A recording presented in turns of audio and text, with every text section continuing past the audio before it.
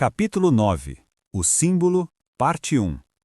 A confrontação caótica no telhado da LexCorp pode não ter se traduzido em uma vitória física imediata para Lex Luthor.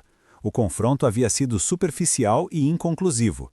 Mas, em seu laboratório, ele celebrava um triunfo científico esmagador. O que ele colheu não foram troféus, mas amostras críticas de energia e dados detalhados de combate, que agora formavam um mapa teórico e prático para a derrota final do Superman. O gênio de Luthor trabalhou com uma fúria concentrada e febril. Ele não se permitia o luxo biológico de dormir. Sua mente, alimentada pela obsessão, simplesmente processava a vasta quantidade de informações com uma velocidade inigualável. O laboratório de pesquisa da LexCorp tornou-se um santuário de luzes pulsantes, onde monitores de alta resolução exibiam gráficos complexos de energia cinética e assinaturas térmicas. Usando a assinatura energética incomum rastreada e registrada da nave de origem, aquele artefato enterrado que Clark havia tentado esconder, e o traço de metal fundido restante dos confrontos com o robô autômato, Luthor começou a ligar os pontos. Ele utilizou esses dados coletados para decifrar inequivocamente a origem alienígena de Superman. A chave mestre para essa revelação foi a análise espectral de precisão.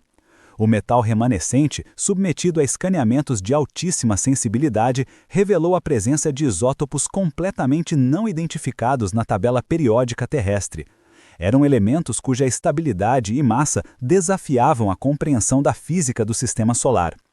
Estes isótopos exóticos estavam intrinsecamente ligados a elementos pesados de composição terrestre, mas com proporções anômalas, sugerindo uma formação planetária sob condições de pressão e gravidade jamais vistas na Terra. Para Luthor, o resultado era cristalino. As assinaturas eram a impressão digital geológica de um mundo distante, um planeta que ele rapidamente batizou de Krypton. A dedução de Luthor foi brilhante e terrível. Este alienígena vem de um planeta com um núcleo instável, condenado, ele teorizou, mostrando a seus cientistas gráficos de decaimento de energia. Sua invulnerabilidade é a conversão da energia de nosso Sol, mas a energia que o fez é a mesma que o destruirá.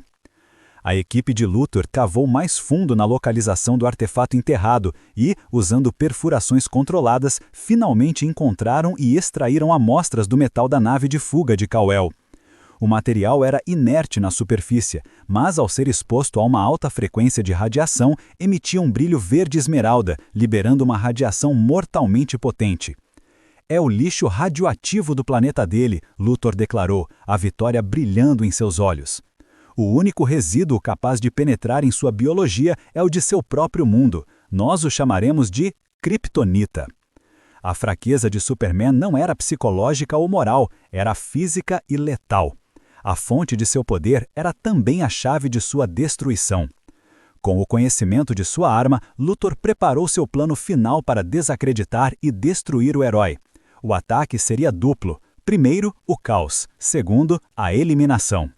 Luthor não usaria o dispositivo contra o Superman em um local isolado. Ele faria isso publicamente, para que a cidade visse a queda de seu ídolo e implorasse pelo retorno da liderança humana, a sua. Ele desenvolveu um dispositivo de kryptonita primário, um feixe de energia focado. A ideia não era atingir o Superman diretamente, mas criar uma zona de exposição radioativa, concentrando o elemento verde. O emissor seria disfarçado como um reator de energia de emergência, instalado no telhado do prédio mais movimentado do centro de Metrópolis, fora da LexCorp, é claro. O ataque ocorreu no meio do dia.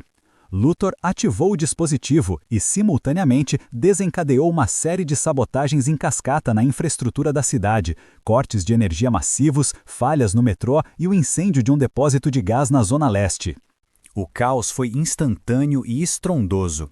O som do impacto, a quebra de metal e vidro e os primeiros gritos formaram uma onda sonora que se espalhou como um maremoto. Sirenes de emergência de todos os quadrantes da cidade uivaram em uma cacofonia aguda e desesperada. O ar, antes apenas carregado pela umidade de Metrópolis, ficou imediatamente denso, com o cheiro penetrante e áspero de fumaça e o odor metálico e cru do pânico humano em escala massiva. Na mesa apertada do bullpen do Planeto Diário, Clark estava sentado, mas sua mente estava a quilômetros de distância.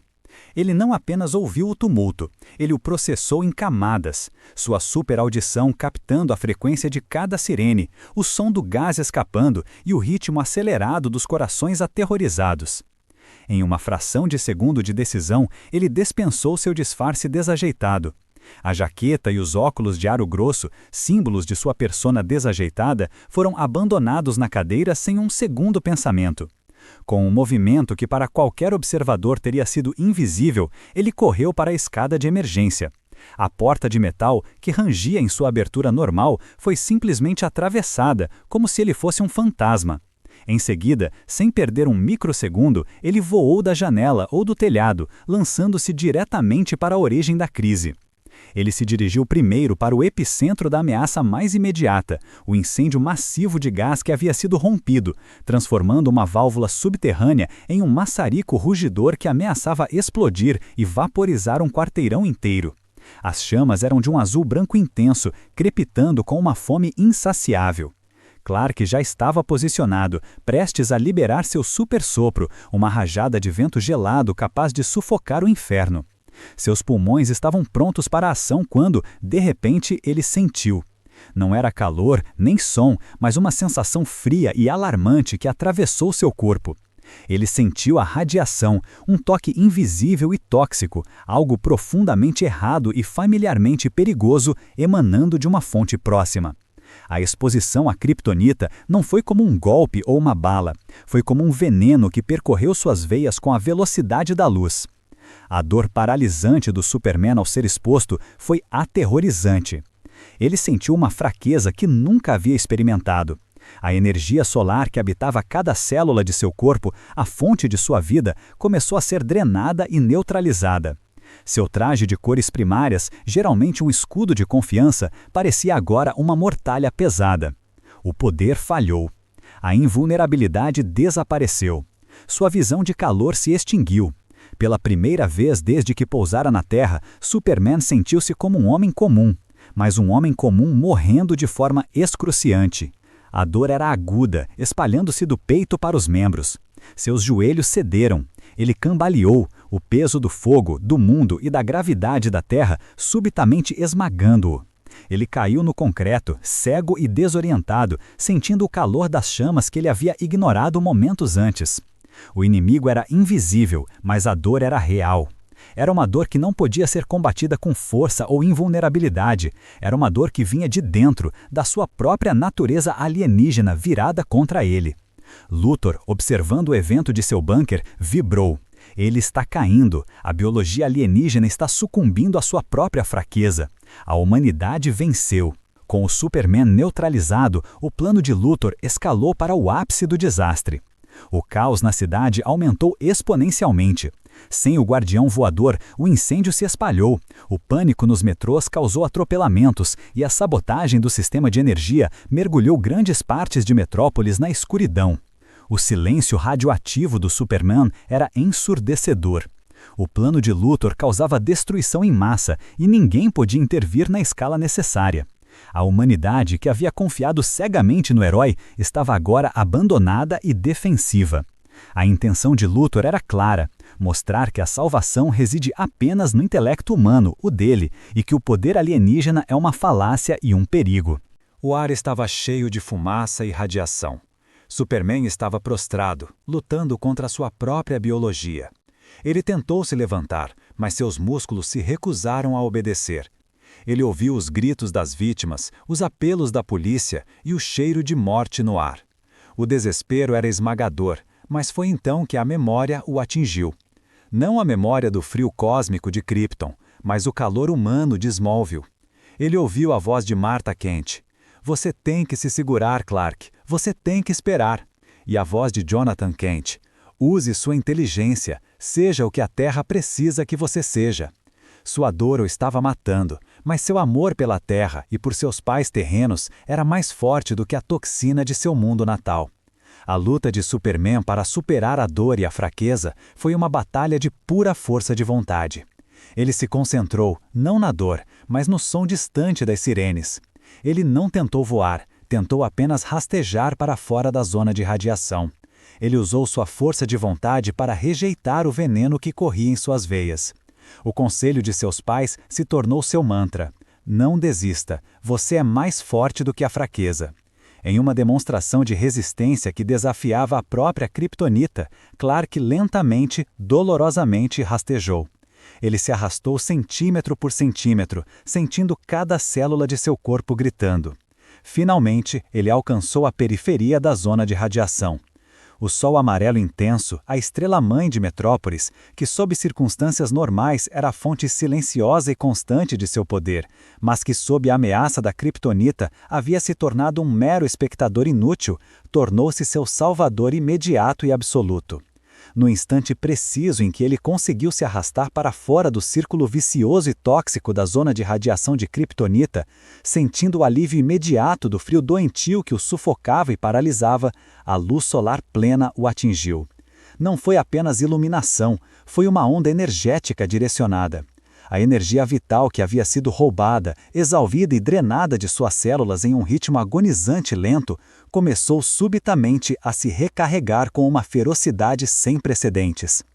Essa recarga não foi gradual, mas sim uma explosão interna, violenta e aquecida, como se cada célula kryptoniana estivesse acendendo e se reativando de uma só vez. Ele sentiu a força solar inundar seus sistemas com uma velocidade que beirava a dor. A dor excruciante e debilitante, que o mantinha prostrado em agonia, diminuiu e se dissipou rapidamente, sendo empurrada por essa nova torrente de poder restaurado. No lugar do sofrimento físico, restou uma tontura avassaladora, um vértigo intenso e incontrolável causado pela readaptação ultra-rápida de seus supersentidos e pela volta abrupta ao seu nível de poder normal. Seu corpo, em questão de segundos, reajustava-se ao fluxo de uma força que desafiava a natureza.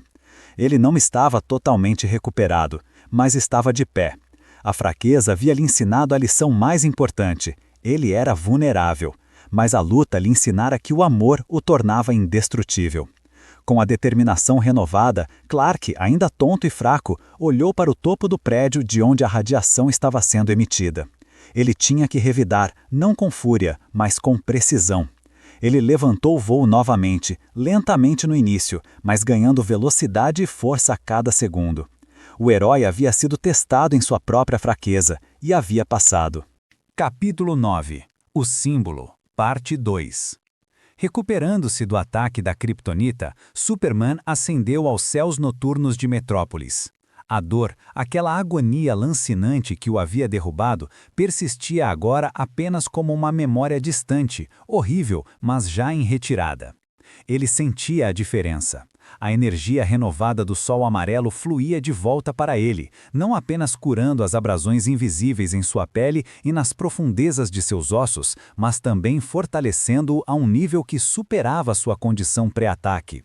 Era uma infusão dourada de poder, pulsando através de cada célula kryptoniana. Ele não estava voando com a confiança casual e inabalável de antes, quando a invulnerabilidade era um dado adquirido. Ele voava com a determinação fria de um guerreiro que havia compreendido a natureza traiçoeira de seu inimigo. Seu retorno não era um grito de guerra, mas um sussurro de fúria controlada, uma promessa silenciosa de retribuição. Ele parou, pairando a centenas de metros acima do burburinho da cidade em pânico, e fechou os olhos por um momento, absorvendo o rugido do caos, o som das sirenes, o estalo distante do fogo, os gritos abafados de medo. Abriu-os novamente e sua visão de raio-x varreu os labirintos de aço e vidro de Metrópolis. O foco se fixou no topo do arranha-céu vizinho, a estrutura que servira de palco para sua quase derrota. O dispositivo emissor da radiação estava ali, descaradamente exposto. Sua forma era de um reator de energia disfarçado, ostentando uma carcaça pesada e industrial, mas com um coração pulsante de luz verde doentia, a inconfundível fonte de kryptonita. A visão o atingiu como um soco visual, um brilho que era a antítese da vida, o ponto de origem de sua dor e vulnerabilidade. O conhecimento de que algo tão pequeno e frágil poderia quase matá-lo incendiou sua mente, mas não o levou à imprudência. O contra-ataque final de Superman não foi um ato de força bruta desenfreada, não uma simples explosão de músculo e poder, mas sim uma demonstração calculada de inteligência e controle tático. A lição havia sido dolorosamente assimilada. A força sozinha não bastava contra a malevolência científica e a astúcia doentia. Ele precisava ser tão esperto quanto seu agressor. Ele mergulhou. Seu voo foi rápido, silencioso e cirurgicamente preciso. Ele voou baixo, rente ao telhado úmido e frio do prédio, usando sua supervelocidade não apenas para se deslocar, mas para manipular o ar ao seu redor. Seus movimentos criaram um vácuo aerodinâmico controlado e focado. Em vez de atacar o dispositivo de Kryptonita de frente, expondo-se novamente ao seu abraço mortal, ele o contornou em um redemoinho intenso e concentrado de vento. A pressão do ar, combinada com a precisão de sua trajetória, atuou como uma ferramenta de alta potência.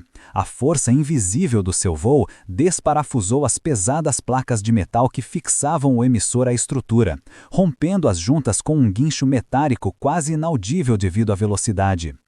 Em seguida, sem diminuir o ritmo, ele usou sua superforça para arrancar o dispositivo do chão.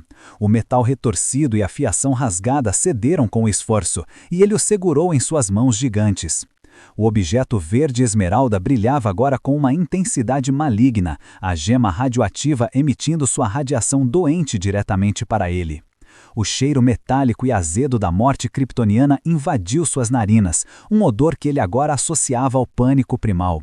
Uma pontada aguda de dor o atingiu, um lembrete pulsante da sua mortalidade momentânea, forçando-o a cerrar os dentes. Mas o tempo da hesitação havia passado. Ele não parou. Ele voou verticalmente, rasgando as nuvens e ganhando altitude até o ponto em que a radiação do emissor poderia mais afetar os habitantes da cidade, nem o próprio arranha-céu, que ele precisava proteger de uma explosão descontrolada. Ele subiu mais alto, no silêncio frio e rarefeito da estratosfera. Lá, isolado e intocável pela kryptonita nas alturas, ele apertou os punhos em torno do artefato. Sua pele parecia formigar com o toque da substância fatal, mas ele concentrou todo o seu poder recém-restaurado e aprimorado. Com um único, deliberado e controlado raio de visão de calor, um feixe que não era uma onda de energia destrutiva, mas uma lança de calor com precisão microscópica, ele atingiu o núcleo do dispositivo de kryptonita. O artefato não explodiu em uma chuva de estilhaços perigosos. Ele vaporizou em uma nuvem de fumaça inofensiva e esverdeada que se dissipou no vasto vazio. A kryptonita, o medo de seu povo, foi reduzida a nada. O silêncio que se seguiu foi um silêncio de vitória. Superman pairou sobre o pico cintilante de Metrópolis, os braços estendidos ligeiramente em um gesto de domínio silencioso. Era uma mensagem visual e inegável para quem estivesse observando. Ele havia destruído a única coisa que podia matá-lo, não pela força bruta desmedida, mas pela astúcia e pelo controle de seu poder. Ele mostrava a Luthor que o poder kryptoniano era mais do que apenas força física. Era a vontade indomável de resistir, o intelecto para se adaptar e, acima de tudo, o amor altruísta para prevalecer. Luthor, em seu bunker subterrâneo e à prova de som, assistiu à destruição de sua arma com uma fúria silenciosa e corrosiva. Ele tinha investido milhões, meses de planejamento e a arrogância de sua genialidade naquele dispositivo. Seus olhos cinzentos e cortantes viram o herói cambaleado e ajoelhado momentos antes, agora dominando os céus como um deus.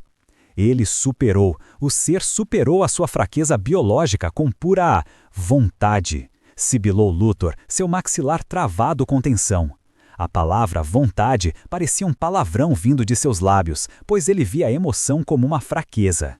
Ele esmagou um controle remoto de metal na mão, a casca de plástico explodiu e o metal dobrou-se sobre sua raiva, e os fragmentos caíram sobre a mesa de ébano. É inaceitável, ele é um parasita, um poder irracional que se recusa a ser subjugado pela lógica e pela ciência humana. O caos na cidade começou a diminuir quase imediatamente após o desaparecimento da radiação. O medo se retirou com a névoa da kryptonita destruída. A polícia e os bombeiros, inspirados pelo retorno repentino e triunfante do Homem Voador, conseguiram controlar os incêndios menores e resgatar os perdidos e feridos. A ordem foi restaurada e a cidade respirou em alívio. Luthor, entretanto, foi forçado a recuar, mas não a ser derrotado.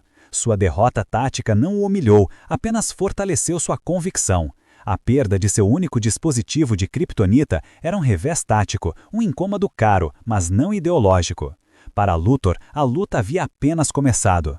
O teste falhou, mas a hipótese estava confirmada. O alienígena tinha uma fraqueza e ele a exploraria novamente. Ele acessou uma linha de comunicação criptografada, o som de descagem ecoando no bunker vazio. Sua voz, agora mais fria e controlada do que nunca, destituída da raiva que o fizera quebrar o controle remoto, chegou aos ouvidos de Superman, que estava monitorando a frequência de emergência da cidade.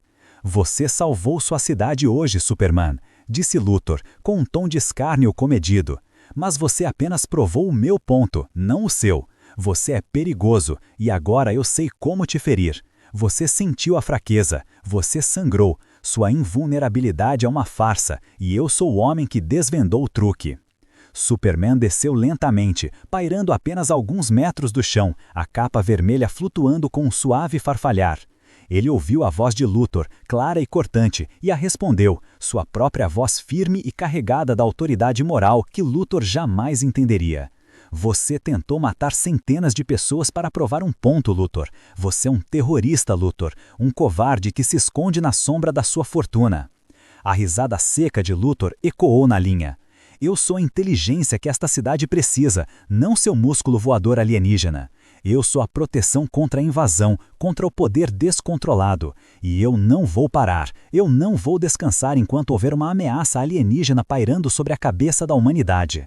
Eu dedicarei cada centavo, cada megawatt do meu intelecto para sua erradicação." Luthor desligou a comunicação sem esperar por uma réplica. Sua voz final, um sussurro ameaçador, ecoando nos alto-falantes de Superman. "Isso foi apenas um teste de laboratório, Kal-El. Eu juro vingança. Eu sou seu futuro e você é o meu maior problema." A promessa de Luthor não era um blefe. Era o nascimento de uma obsessão. Aquele momento solidificou Lex Luthor como o arqui-inimigo de Superman, a ameaça intelectual que usaria a mente humana e a ciência pervertida para combater o poder kryptoniano. Enquanto a fumaça do conflito se dissipava e a luz rósea do amanhecer começava a tocar os picos dos edifícios, Lois Lane estava de volta à sala de redação do Planeta Diário. Ela não havia testemunhado a luta final contra a kryptonita, mas havia visto a queda do herói e sentido a ondulação do seu retorno nos corações das pessoas. Ela tinha o cheiro da fuligem e da destruição nas roupas, e a visão da esperança renovada gravada em sua memória. Escrevendo freneticamente, com o coração batendo no ritmo das manchetes que se formavam em sua mente, ela não estava apenas relatando fatos, ela estava criando um mito. Seus dedos voavam sobre as teclas, a adrenalina da sobrevivência se transformando em prosa elétrica. Lois Lane se apaixonara pelo furo, mas mais ainda pela verdade emocional que jazia por baixo dele. Ela não se importava com a origem ou nome do herói, ela se importava com o que ele representava para as pessoas comuns. Sua matéria de capa, que Perry White leria e aprovaria imediatamente com um grunhido de satisfação misturado à fúria pela bagunça do escritório, era mais do que jornalismo, era um hino. Ela digitou a frase que ficaria marcada para sempre. "Ele não é um homem, é um símbolo."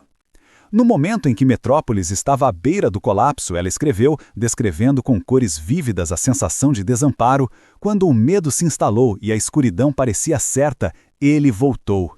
Ele não veio de um governo, ele veio do céu. Ele provou que mesmo contra a fraqueza total e a dor, a vontade de proteger o inocente é a verdadeira força. Seu poder não é o voo, é a fé que ele inspira em nós. Lois havia encontrado a palavra que faltava. Ao chamá-lo de símbolo de esperança e justiça, ela elevou o Superman de mero homem voador a um ícone de Metrópolis e da humanidade.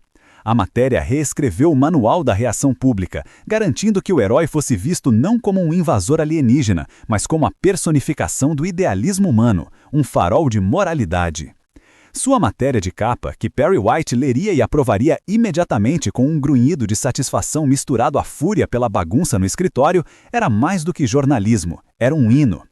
Ela digitou a frase que ficaria marcada para sempre. "Ele não é um homem, é um símbolo. No momento em que Metrópolis estava à beira do colapso, ela escreveu, descrevendo com cores vívidas a sensação de desamparo, quando o medo se instalou e a escuridão parecia certa, ele voltou. Ele não veio de um governo, ele veio do céu. Ele provou que mesmo contra a fraqueza total e a dor, a vontade de proteger o inocente é a verdadeira força. Seu poder não é o voo, é a fé que ele inspira em nós. Lois havia encontrado a palavra que faltava. Ao chamá-lo de símbolo de esperança e justiça, ela elevou o Superman de mero homem voador a um ícone de Metrópolis e da humanidade. A matéria reescreveu o manual da reação pública, garantindo que o herói fosse visto não como um invasor alienígena, mas como a personificação do idealismo humano, um farol de moralidade.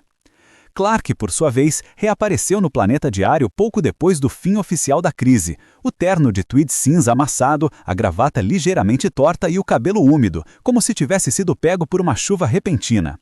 Ele estava atrasado, ofegante e parecia genuinamente ter perdido as chaves do carro. Ele foi imediatamente abordado por Lois, que estava no auge da adrenalina e da euforia jornalística. "Kent, onde você estava?" ela gritou, sua voz misturando raiva profissional e euforia pessoal. O volume era ensurdecedor, mas Clark se contentou em parecer envergonhado. "Você perdeu tudo. Você perdeu o maior retorno de todos os tempos, o momento em que o mundo viu que a invencibilidade não é sobre músculos, mas sobre caráter." Lois o confrontou, balançando em suas mãos um rascunho de sua reportagem, as palavras sublinhadas com uma caneta vermelha. "Ele é real, Clark. Ele é a coisa mais importante que já aconteceu a este planeta. É a prova de que existe bondade no universo. E você estava... O que você estava fazendo, Clark? Tirando fotos de gatinhos presos em árvores?" Clark forçou um sorriso tímido e desajeitado, ajustando os óculos na ponte do nariz. Ele se encolheu ligeiramente sob a intensidade de Lois. Eu estava no telefone com a prefeitura, senhorita Lane. Tentei obter a lista de feridos. Eu não sou tão rápido quanto você. Não consegui chegar a tempo." Ele havia salvado a cidade, derrotado seu primeiro arqui-inimigo e sido o tema da reportagem mais apaixonada e eloquente de sua colega, mas ele se contentou em ser o cara comum que perdeu o furo. Esse era o custo de sua missão, e ele o aceitou com uma resignação suave. A glória pertenceria para sempre ao Superman. A normalidade desajeitada pertencia a Clark Kent. A consolidação da identidade dupla estava completa. Clark Kent abraçou sua vida dupla como um cientista abraça uma teoria perfeita. O jornalista desajeitado, de olhos azuis gentis e comportamento lento, era o disfarce ideal, permitindo-lhe a proximidade com o perigo, na forma de Lois Lane, e o acesso aos bastidores, o coração pulsante de Metrópolis, o Planeta Diário. Ele estava no centro de tudo, invisível e onisciente, pronto para trocar sua camisa e gravata pela capa a qualquer momento. O último filho de Krypton é agora o Superman, um herói público e a esperança da Terra. A ameaça de Luthor não o destruiu, apenas definiu sua missão e cimentou seu propósito. Ele estava estabelecido em seu novo lar adotivo com seu novo propósito. O ciclo da história de sua origem estava encerrado. Encerramento. Esta história é fundamentalmente sobre a aceitação da diferença e a inevitabilidade do destino. A vida de Clark Kent em Smallville foi uma lição vital de moralidade e humildade, ensinando-lhe que o poder deve ser guiado pela compaixão. A revelação de sua origem kryptoniana e a subsequente descoberta da fragilidade humana e de sua própria fraqueza não o definiram como um estranho, mas sim como a ponte entre dois mundos. Ele não se tornou um herói por ser o mais forte, mas por ter sido amado, e é esse amor de seus pais terrenos que lhe dá a força de vontade para superar o veneno de seu planeta natal. A verdadeira vitória de Clark, ao se tornar o Superman, não está em levantar escombros ou voar mais rápido que a luz, mas em escolher ser um símbolo. Ao abraçar o disfarce desajeitado de Clark Kent, ele protege sua humanidade e se mantém conectado ao povo que jurou proteger. E ao enfrentar Lex Luthor, a personificação da arrogância humana, ele entende que seu maior desafio não é físico, mas ideológico. Ele deve inspirar confiança e rebater o medo. O Superman é a resposta de uma civilização caída à necessidade de esperança da Terra, provando que mesmo após a destruição, um legado pode florescer em um novo amanhecer.